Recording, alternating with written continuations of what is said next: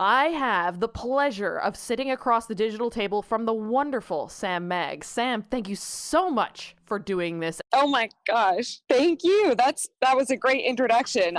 You can follow me around everywhere if you want. Oh yeah, I'll just come and I'll be like asking you about all the amazing stuff you're working on. You are a writer of books, of comics, of video games, an authority on women in pop culture.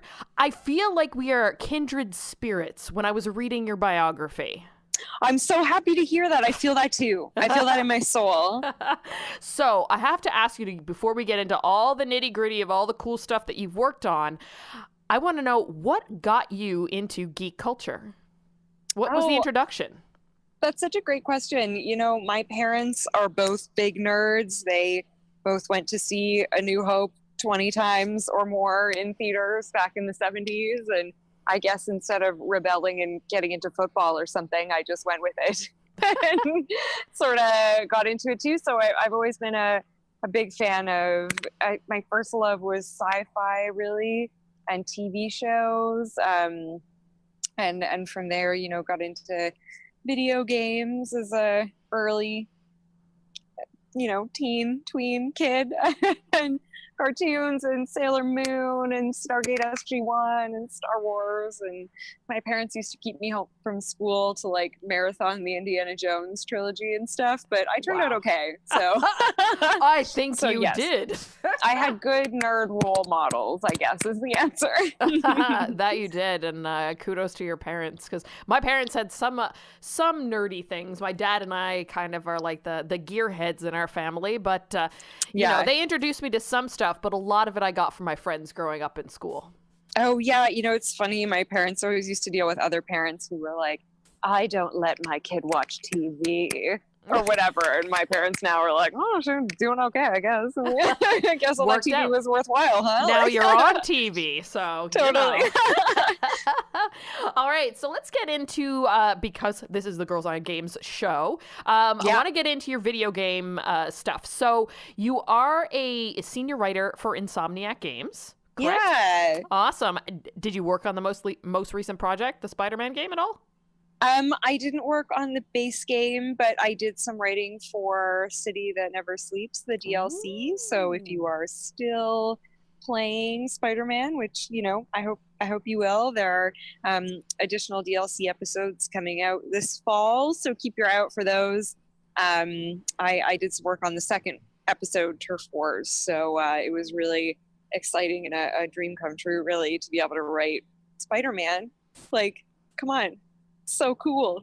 It is cool. I still kind of can't get over it. So it was super, super fun to be able to contribute to that. The team at Insomniac made such a beautiful and extremely fun game with Spider-Man. So I'm just happy I got to touch on it in some small way. It's pretty cool. And you're also a contributor to the Anthem game that's coming out from Bioware that's, you know, coming really soon when you think about it. It's just around the corner in the new year. I know, it should be out soon. I think spring, probably. It was such a absolute honor for my first AAA games job to be at Bioware, a company whose games I have idolized for such a long time and have been such a big part of my life, and the people who created those games, many of them still work there, so it was like being able to learn how to make games from my heroes. Really, it was such a cool experience. So how did you get into writing for games? I've always loved video games. I guess the first game I really ever fell in love with was Baldur's Gate. Way back in the day. I was like 12 at the time and I was obsessed with it. But I've always been such a big fan of games, from Burger Time on the Intellivision to, you know, Super Mario on the N64 to Baldur's Gate to, God, I was just reading an article today. I loved those Nancy Drew games from Her Interactive so much. Those were like so impactful on me growing up.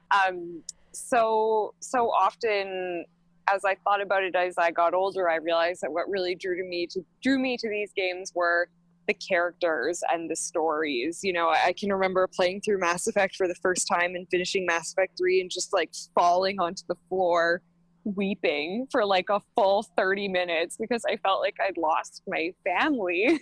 You know what I mean? And I was like, oh my gosh, I can't believe a game affected me like this. And I was just like, I want to do that. Like, I want to hopefully, you know, touch someone else's life in the way that games have touched mine. So I had already been writing for a while. I'd been writing mostly books up until I got involved in gaming, and it was a really cool. I really wanted to make the transition from nonfiction, you know, from writing about games to writing to games. So when the opportunity came up at Bioware, I did all the interviews and all the writing tests. I made my own game on Twine, and that was part of how I got the job. So it was pretty cool. Twine is such a great platform. Like for folks who want to get into game writing or game making, I can't recommend it enough. It's literally the tool that I use to interview at Bioware. You know, it really shows that you have a grasp on not only character and story and narrative and all that stuff, but branching dialogue, choices, working within a tool set. It comes with a lot of cool benefits. So yeah, it's such a great tool. I totally encourage everyone to play with it and check it out. And that seems like the perfect, and like you mentioned, the perfect tool to interview at somewhere like Bioware, who choice is a huge thing in their games. So. Oh, totally. Yeah, you get to make your own, choose your own adventure, basically. That's Dragon Age. Like, that's all I can think of is like the choice. It's like the game of choice. Absolutely. And there's so much goes into that. You know, for every choice that you make, there are so many branches that each player never sees. So much time goes into making whole paths in these games that only, like, you know, a tiny percentile of their audience will ever even notice. And I love that. I think there's something really special about that. How is it different writing for games than, say, something like your most recent book, Girl Squads? Oh, gosh, like so many different ways. I mean, I guess I'll sort of not answer your question and do the opposite of that and say what makes them similar is that even though Girl Squads is a nonfiction historical book about like cool female friendships in history and writing a branching dialogue video game that's like 900,000 words, is they seem entirely different. I guess what makes them similar is that at the end of the day, they're both about creating good stories and good characters that your audience should relate to and care about at the end of the day. Because as much as, you know, the people I'm writing about in nonfiction books are real people, when you're writing about them, they're still characters, and you still have to take the events of their life and craft them into a compelling narrative and make them into, you know, so to speak, a compelling character that people should hopefully care about at the end of the day. That's the same thing that goes into writing fiction, whether it be writing comic books or games or novels. I think that there's, you know, people think they're very different, but at the end of the day, I think the core concept is really the same. In terms of what does make them different, I mean, the biggest one is just, I sort of mentioned this a second ago, but just the volume. You know, one of my books is 40 to 60,000 words. A game like Dragon Age will have close to 1 million words at the end of the day. So you really need that team of writers. And there's so much that you don't think about, even when you're writing, say, a movie script or a comic book script. Just all of there's just so much writing, you know, when you walk by someone on the street and they're like, oh, hey, or combat barks, or, you know, the different ways to say, go over there, like 15 different ways. There's just so much, like the sheer volume of writing that goes into a game, I think, is staggering. And the number of different things you have to account for is pretty massive. It's pretty wild. Cool. Yeah, I can only think now of the huge mind map of like even just story points that you have to have on a wall just to keep everybody organized, you know, to moving through an entire story, let alone adding in the choice side of it, which a lot of these games have, that really could throw the writers for a loop and all these extra stuff that they have to create.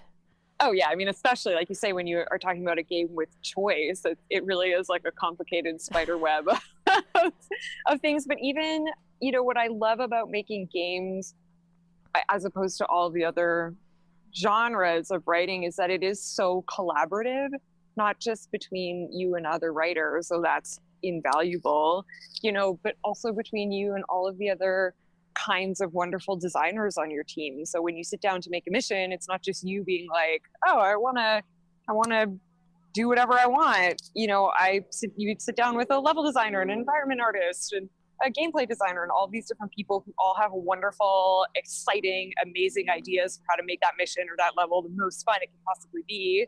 Or on the opposite end, they might scale you back. If I say, oh, I want to make a mission about 7 unicorns, they might be like, well, you can only have like one character on the screen at a time, so now it's going to be about 1 unicorn. And then they might say, well, we don't have a rig for unicorns, we have a rig for goats though, so now your story about 7 unicorns is about 1 goat. And it forces you to think very creatively and to problem solve very creatively, and to work within that sort of box of what is possible. When you're talking about making something that, I could tell my comic book artist to draw me 7 unicorns, they'll be mad at me, but they'll do it. But in a game environment, I think it's not often possible to do that. So it forces you to come up with creative solutions that oftentimes end up being much better than what you would have come up with in the first place anyways, because, ultimately the level designer is going to have much better and much more interesting ideas about what makes a level fun than I do, because that's like their entire job and that's what they're an expert in. So I want to rely on that to make as cool a thing as we possibly can together, Yeah, totally. And I didn't really think, because I always kind of think of like the writers, they kind of have the whole gamut that they could play with. I never thought that they would have to actively think about the constraints of maybe the engine they're working in, or, technology stuff. Oh yeah. I wouldn't I like, that didn't dawn on me that, oh, that's something you guys need to take into account when you're planning what a story may be. Oh, totally. And it depends on how, like, every studio and every team works a little bit differently, but I might come to a mission that's already been designed, and now I have to fit a narrative into that, space that already exists with like characters that already exist or whatever. Mm-hmm. You know what I mean? So it's not always, the writers are definitely not the most important people on the agenda with a lot of this stuff. Story and character is always very important, but being able to serve that in a way that serves every single person on your team and the player in the best way possible. Because listen, if I want to tell a good story, but it's going to make for a boring player experience, and that's not a good game, no matter how good the story is, right? Because then just go make a movie. Yeah. Like, that's not the point. It's got to do all those things. It's such a cool collaborative effort, and I'd love to be a fly on the wall one day of one of those big studios as they're trying to do the process. Because I nerd out about learning how things are made, how things are created, and seeing all the bits and pieces and the things that, like I mentioned, I might not even think about when trying to contemplate all the different stuff going into one video game, one segment of a video game. So. Oh yeah, and in the years that I've been in the industry now, that's been one of the most exciting things, is to just learn all of, like you say, all the different bits and pieces that go into making these massive experiences. Mm-hmm. It's so impressive. It is.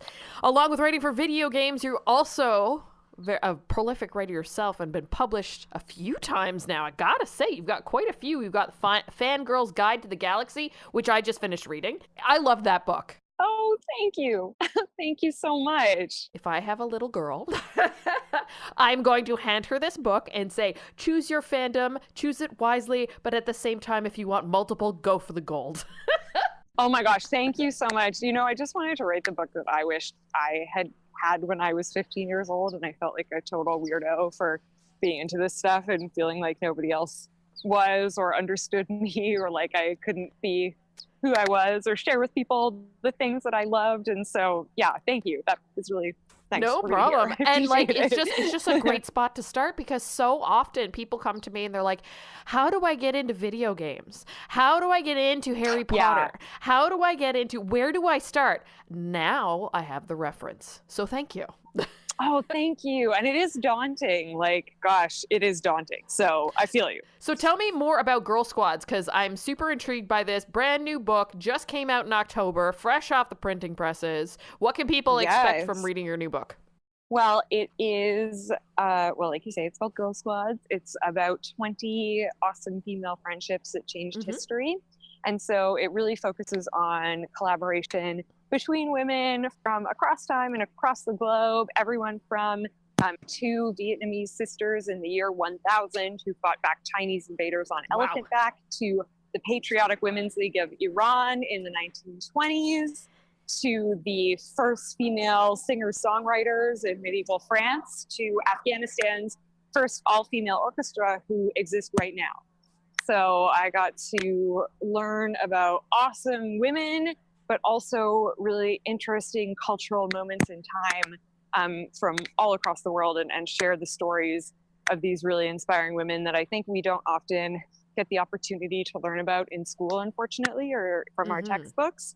So it was really, I'm very honored to be able to make these stories more readily available to readers, because they are really inspiring. And I think as women, you know, through no fault of our own, but we're really often socialized, I think, to compete instead of to cooperate with each other. We sort of suffer from this Highlander syndrome, where we think like there can be only one, like a woman in any given field. You know, we've kind of been taught that way through movies and media, that there's always like the team with all the guys and then like the one girl, you know what I'm talking about? Like it's sort of Smurfette syndrome.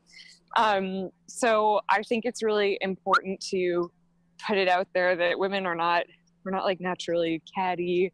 We're not unable to work with each other. Like, we're really good as a team. Nobody's going to show up for us except for us, and we're stronger together than we are apart. That's great. Oh, I'm so excited that there's a book that really focuses on those kinds of things and stories. None of these stories that you mentioned had I heard of before. So totally, that's really intriguing. I mean, I think, yeah, often when we do finally get a story, it's like the same ones recycled over and over again. Like Marie Curie, there, like one woman did something. She's That's not enough, a squad, right? neither. You have one chick. Yeah, she's no, one totally. lady. And Very so, appreciate her work, but one lady.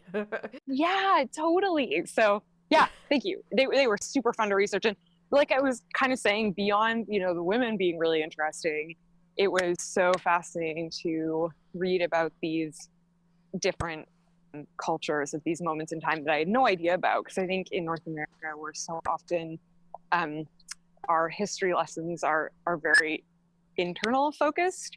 We don't learn a lot about world history, and even if we do, it's impossible to know about every country at every time ever. So like I, for example, did not know anything about Vietnam in the year 1000. I don't know if you do, but I definitely didn't. Not me. That was not part of my history education.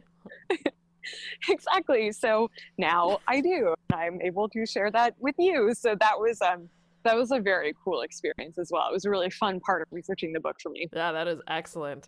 And one of the things that I noted in your bio is that, and I had to ask you because this seems like two tangents that come together and meet perfectly. If it lists, if you're up for a lecture, ask her sometime about how her MA in Victorian literature has been surprisingly applicable to your current work. So how has it? Because like I'm a nerd for that kind of stuff too, about being someone who also got a master's degree, and how that applies to my day job is totally does not make sense. But how that's amazing. How does Victorian literature work for you know, girl squads, and even something like Anthem? Well, thank you for asking. So the specific type of literature that I studied for my thesis was called sensation fiction. Ooh. And it was a type of book that only existed in the 1860s. It was a precursor to the modern mystery novel, and it focused on basically women behaving badly. So women who were bigamists or arsonists or murderers, or like all of these horrible scandalous things that these women did. But the books were published serially. So the chapter would come out weekly or monthly or quarterly in magazines. And so the end of every chapter would have to be a cliffhanger to get people coming back for more, to get them to buy that next issue, you know, that next copy of the magazine, to find out what happens in these like very sensational stories next. And so in that way, it's really the earliest version of comic books or TV episodes. It really is. Or, you know, DLC. Oh my you God, might say, that's cool. right? Yeah, so it's so interesting to see the origins of that kind of like storytelling that has to operate in a certain way that is satisfactory in and of itself within a chapter, but also leaves you wanting the next thing. Wow. So that's so cool. Really fun. Now I want to hear about yours. Mine's in graphic design. It started on print stuff, and now I am a senior product manager for iHeartRadio. So they do correlate a bit, but I do a lot more on the management and tech stuff than I do graphic design at all now. So yeah. Oh my gosh, that's so interesting. I love that. Actually, my thesis was all on context, but it was taking information graphics like a do not enter symbol and putting them on the body. So how does that change the reading of the infographic? So if you have a skirt full of do not enter symbols, how does that change the reading of you approaching that person? Because, you know, just like a poster, you judge someone by what they're wearing as soon as you meet them within the first 30 seconds, right? So if someone's wearing a skirt with do not enter symbols all over it, what does that mean? So interesting. Yeah, so that was my thesis. Love that. When we nerd out on this stuff. Oh my God, no, I love that. And the other thing that I was nerding out on your bio is the fact that you are a fan of Tamora Pierce books, which Allie and I both adore. So, yeah. Oh my God. I'm so excited. Like, literally, we could do the entire rest of the episode about Tamora Pierce books. Which series is your favorite? Protector of the Small. Great choice. Yeah. Great choice. There's something about Killandry, and sorry for all those folks that now we've gone off on this tangent. I'm not. Go read the books. The whole thing with her, like, very stoic way to approach things and thinking, like, about water. I am a lake, blah, blah, blah, that kind of thing. It really, I feel like I am her sometimes. I love that. So, which one's your favorite? For me, it was Dane. Ooh. I have like a tattoo of her on my arm now. Really? Like, very committed to my Pierce. Yes, and actually a friend of mine has on the backs of both of her legs. On one leg she has lightning, and on the other leg she has Kel's glaive. No way! So good. Yeah, totally. I'll send you a picture. I'll post it on my Instagram. So anyone listening to this who knows about this like very niche teen book series that we're talking about can also look at it. But I love Dane. I later found out that her love interest, Numair, Tamora Pierce, initially based him on Jeff Goldblum. And I was like, oh, everything makes sense now. This is all perfectly clear to me now. My whole life like crystallized. One very clear moment. I knew when I was reading this and prepping for this, like I knew I was really into the content you were creating, the things you were working on, what you were standing for. And then when I started researching you, I was like, we are kindred spirits. I figured this out. I love this. I'm always so happy to know Tamora Pierce. And for our audience who have not read these books, first of all, you definitely should. They're basically like, she wrote them 10 years before Game of Thrones, but they're basically Game of Thrones if all the protagonists were girls and there was no like creepy stuff. Like they're so good, they're so fun, all the characters are wonderful. Like she is my idol. I totally recommend. Yeah, I love that you love them. That makes me so happy. They're just like my Harry Potter, where like if you go back at some point and I need that like feel good reading or something, where I'm like, I don't know what to read right now, and I've read them I can't tell you how many times. Like it's ridiculous. Same. So yeah, totally. Yeah, to the point where I have them all digitally now because I can just take them with me and have comfort wherever I go.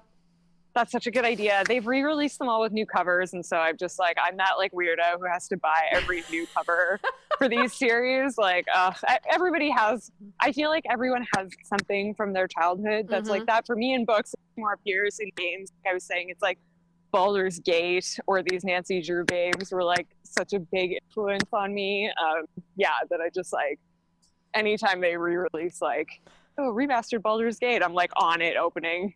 Like the second it comes out, I'm on it. I'm playing it for the 80th time. Like, yeah. It's so awesome.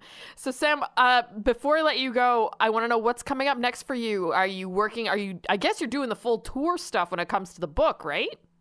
Yeah, I just finished the book tour for Girl Squads. I actually have a book coming out on December 18th, just in time for Christmas. Wow. With DK. They make all of those great visual encyclopedias. Oh, yeah? It's called Fearless and Fantastic, and it's an encyclopedia of all of Marvel's female superheroes. That's so cool.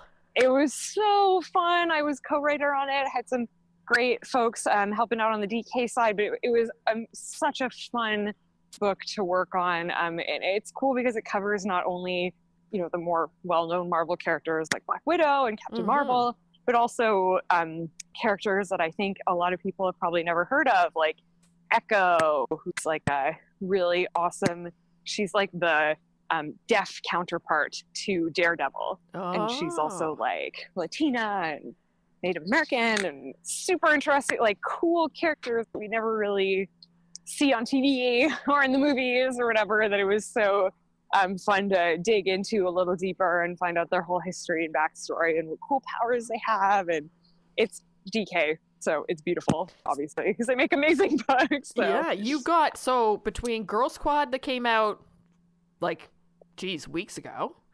You got that one coming out in December, and then Anthem's coming in the new year. You're busy. Yeah, and the Spider-Man DLC that I worked on is, I think, coming out in November. It's coming out in November? Okay. Oh my God. You're so busy. A lot of stuff. Yeah. You know what? I love it, though. I feel so fortunate to be able to work on so many different things. I love trying new things and being able to do like comics, video games, nonfiction, fiction. There's always something new to learn. And I've been so lucky that people have been willing to take the time to teach me how to do all these different things. And I love, like, I don't know. I like trying out new forms of storytelling because I think it's really, you know, people talk all the time about representation being important or whatever, but I believe that in my heart of hearts, that I think that's why, look at that conversation we just had about Tamora Pierce and those books where we got to see ourselves as 12-year-old girls being knights and wizards and all this cool stuff that we never get to see otherwise. And those books changed our life. Like, oh yeah, I don't know. I think it means something. So yeah, I got like a little deep for a second there. But. That's okay. That's what we do here at the GOG chat. I love that. Yeah, it's our little therapy every week. Yeah, and at the end of the day, I think everybody wins. You know, we get stories from all different kinds of people with all different life experiences, who then bring those experiences to the table when they share their fiction. And everybody wins because we just get more stories, different stories. From all different people, from all different walks of life, and who wouldn't want that? Exactly. I think it's cool. Exactly. Yeah. Sam, thank you so much. I really appreciate it. Before I let you go, I need you to shout out your social media and where people can track you down and find all the books and buy all the things and read all and consume all the cool stuff you're making. Totally. Fangirl's Guide, Wonder Women, Girl Squads are all available now. Everywhere you buy books, you can pre-order Marvel Fearless and Fantastic on the DK site or anywhere else you'd like to buy books now as well. And you can pre-order Turf Wars and Anthem online. And on social media, I'm Sam Meggs on like everything, SAMMAGGS. And this was such a blast. Thank you so much for having me. Thank you for coming on and joining me. I'm so stoked. I'm so happy I finally got to talk to you. Oh my gosh, me too. And I'm gonna post that tattoo picture too, I promise. Yes. Great. Hey, thanks so much for watching. If you enjoyed this highlight from the Girls on Games podcast, you can go subscribe to our show where most podcasts can be found, or find all of our content at girlsongames.ca.